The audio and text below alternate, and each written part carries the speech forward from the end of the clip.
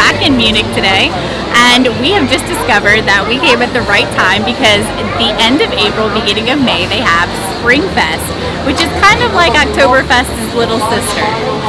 So we come to a carnival and it's absolutely buzzing.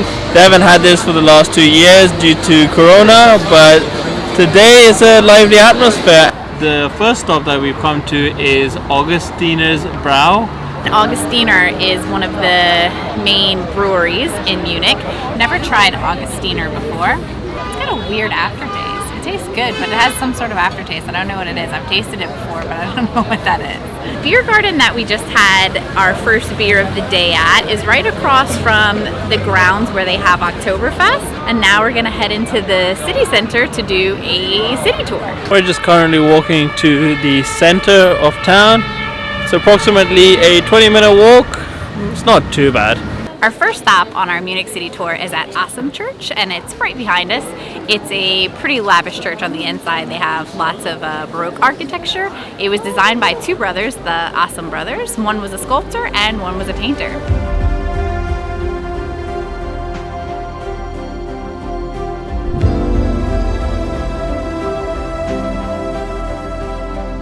Wow, we just came from the inside of the church and it is so opulent. There's so much going on. It's almost like it's over decorated. It's probably one of the more beautiful churches on the inside that you'll find in Munich.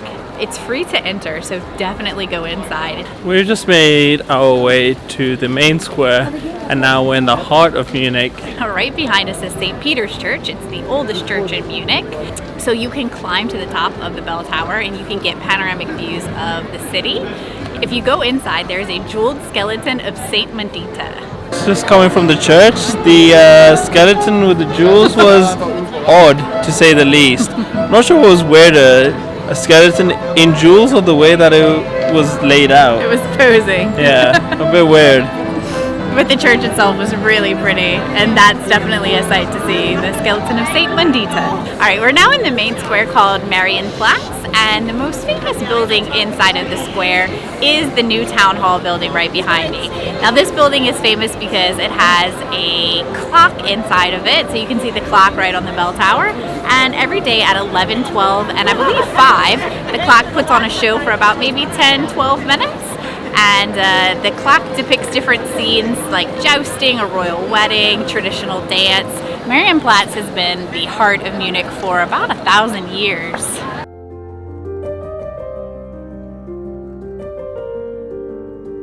We're going to be heading to Viktualienmarkt, and if you haven't seen it, I got raspberries from here in our Munich food vlog and it was absolutely fantastic. But we're here for food and we're gonna get a special sandwich that is a typical German Munich sandwich. Normal Leberkäse, but here in Bavaria, Leberkäse. Leberkäse. Okay, so we're gonna try a traditional German sandwich called Leberkäse. This one is pork with sweet mustard and this one is turkey with sweet mustard. So it's basically just kind of like a meatloaf inside of a bread roll with mustard sauce. So this is a pretty cheap sandwich. It was $2.70 each. It tastes kind of like a hot dog or bologna, like a bologna sandwich. The sweet mustard though, I need to start putting it on my sandwiches. It's really good, and I never considered it. Yeah, no.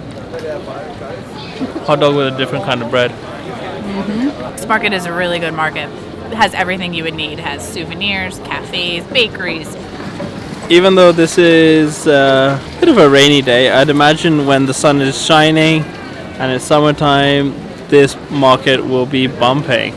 Now we're on a mission to find the Maypole. So tomorrow is May 1st, and in Munich, and I think the whole Bavarian region, they have Maypoles in the town center. All right, we just met some people who are from Germany and they told us that the Maypole or the May tree isn't going to go up until tomorrow.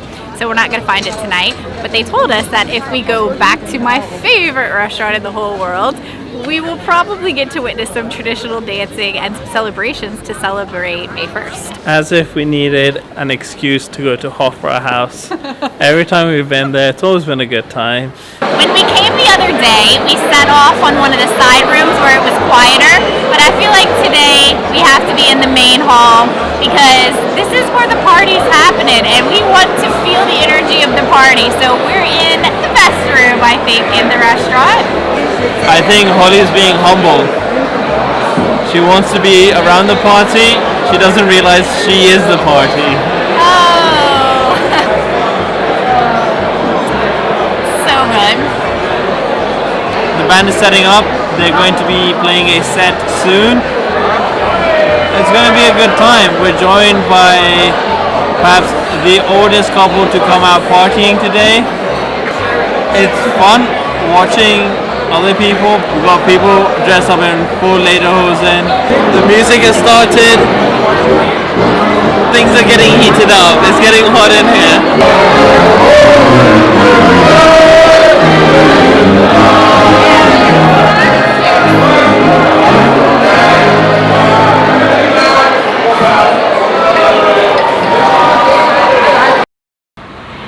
We're picking up with day 2 of our Munich tour. Munich is such a big city, so we had to break it up into 2 different days. So today we are going to the other side of the city, and our first stop is going to be to see some surfing. It is kind of peculiar seeing surfers in Munich, because if you look at a map, Munich is completely landlocked, and yet there are a dozen surfers just there chilling, and even more people just coming to see people surfing. So it turns out it's just this little portion of the river where a little wave is created.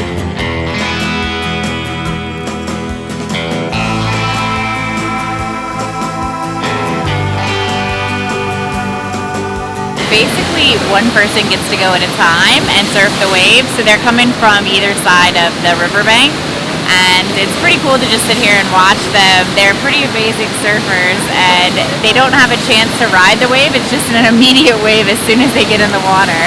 It's a shame Ali forgot his wetsuit in the car, because he would be killing these waves. I've been surfing once and I did catch a wave. It was pretty sick. Did you? Yeah. This is actually amazing. We've been sitting here for the last 20 minutes, just mesmerized. I think we just spent about an hour watching surfers surf on a river in the middle of Munich. I think it's called the Eisbachwelle, and I did read a sign that said you have to be an experienced surfer, so Ali, that's you out. What Holly neglected to mention is that we were sitting very comfortably on these sides, happily judging the surfers every time they got wiped out. We were just happy armchair spectators, judgy armchair spectators. No, because I could not do that, so I was not judging them. So if you want to see the surfers in Munich, you just have to come to the English Garden. It's right at the start of the southern end, and you can join all the other spectators, and it's completely free. It's pretty good entertainment. Quite close to Surfer's Paradise is Munich Residenz, and this palace was basically the household for the kings and queens of Bavaria. Munich Residenz has a courtyard that you can visit for free. It also has a beer garden, and on the inside it's a museum that you have to pay to visit. I gotta say, I have a newfound appreciation for walking in gardens. They just have a very peaceful and happy vibe. If you had any doubt about how beautiful this garden is, they're filming a K-pop video here, so it's a must-see. If it's good enough for that video, it's good enough for you to come out to Munich and visit it. We have no idea where we are, or where we were rather, because we're at the Munich Residenz now. I don't know, I feel like this whole square area might be Munich Residenz, and then this was the palace.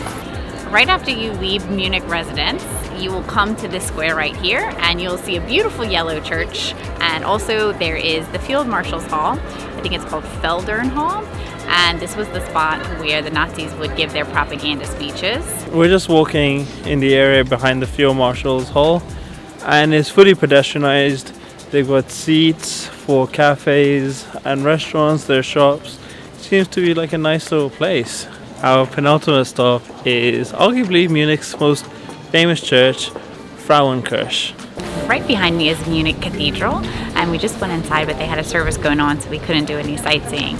But this cathedral, if you've seen pictures of it, it's got 2 green onion domes and then a very large orange roof. Apparently, the devil's footprint is inside of the church. I don't know the full story behind it, but I've read blog posts that they show a tile with footprint inside of it. I went inside, but because of the service, I couldn't really wander around, so I didn't see it. Yesterday we were on a mission to find the Maypole in Viktualienmarkt. We didn't find it because they hadn't put it up yet. So today's May 1st, which is Maypole Day, and we see the Maypole, so we're gonna go take a look at it. Now that we have found the Maypole, I can safely say that it is time to end our Munich vlog. Thank you so much for watching. We have new videos on Tuesdays and Fridays. If you haven't already, please hit that subscribe button and get your one-way ticket with us.